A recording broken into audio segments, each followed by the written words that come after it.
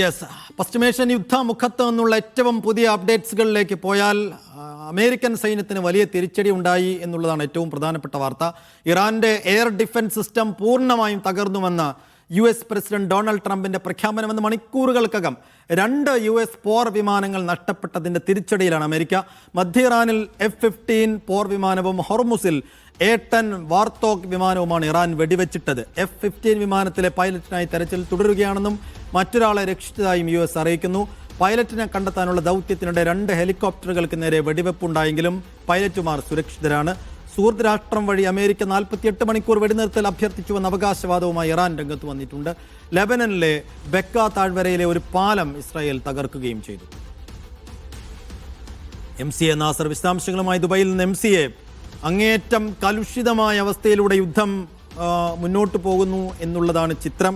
ഇപ്പോൾ 2 പോർ വിമാനങ്ങൾ ഇറാൻ വെടിവെച്ചിടുന്നു എന്ന് പറയുമ്പോൾ അത് അമേരിക്കയെ സംബന്ധിച്ചിടത്തോളം വലിയ പ്രകോപനമാണ്. അതിൻ്റെ പ്രത്യാക്രമണം ഏത് നിലക്കാകുമെന്നുള്ളതാണ് ഏറ്റവും പ്രധാനപ്പെട്ട ചോദ്യം. അപ്പോൾ ഈ 2 പോർ വിമാനങ്ങൾ ഇറാൻ ഏതൊക്കെ ഭാഗങ്ങളിൽ എങ്ങനെയാണ് വെടിവെച്ചിട്ടതെന്ന് മനസ്സിലാക്കുന്നത്. അതിലെ പൈലറ്റ് എവിടെയാണ് ഉള്ളതെന്ന കാര്യത്തിൽ അന്താരാഷ്ട്ര മാധ്യമങ്ങൾ എന്തെങ്കിലും വിവരങ്ങൾ നൽകുന്നുണ്ടോ?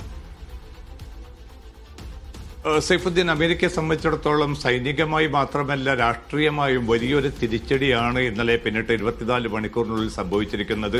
മധ്യ ഇറാനിൽ വെച്ചുകൊണ്ടാണ് F-15E എന്ന പോർവിമാനം ഇറാൻ സേന വെടിവെച്ചിട്ടത്. ഇതിന്റെ ചിത്രങ്ങൾ ഇന്നലെ തന്നെ ഇറാൻ മാധ്യമങ്ങൾ പുറത്തുവിട്ടിരുന്നു.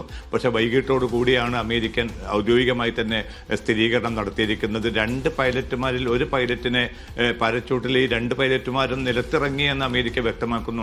അതിൽ ഒരു പൈലറ്റിനെ രക്ഷപ്പെടുത്താൻ അമേരിക്കയ്ക്ക് സാധിച്ചിട്ടുണ്ട്.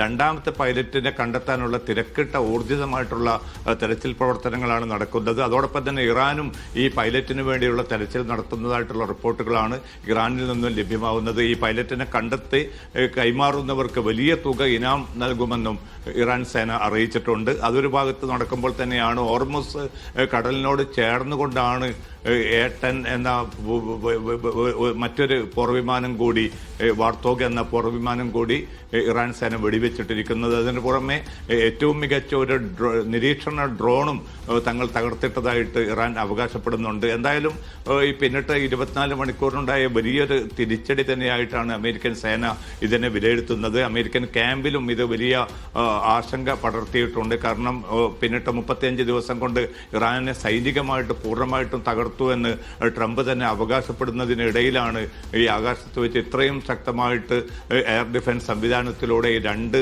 പോർവിമാനങ്ങളും ഡ്രോണും തകർത്തിടാൻ ഇറാന് സാധിച്ചിരിക്കുന്നത്. അതുകൊണ്ട് തന്നെ സൈഫ് സൂചിപ്പിച്ചതുപോലെ കനത്ത തിരിച്ചടി ഉണ്ടാകുമെന്ന മുന്നറിയിപ്പുകൾ പെന്റഗൺ നൽകുന്നുണ്ട്. അതോടൊപ്പം തന്നെ 48 മണിക്കൂർ നേരത്തേക്കുള്ള ഒരു ഏകപക്ഷീയ വെടിനിർത്തൽ അമേരിക്ക നിർദ്ദേശം മുന്നോട്ട് വെച്ചിരുന്നു.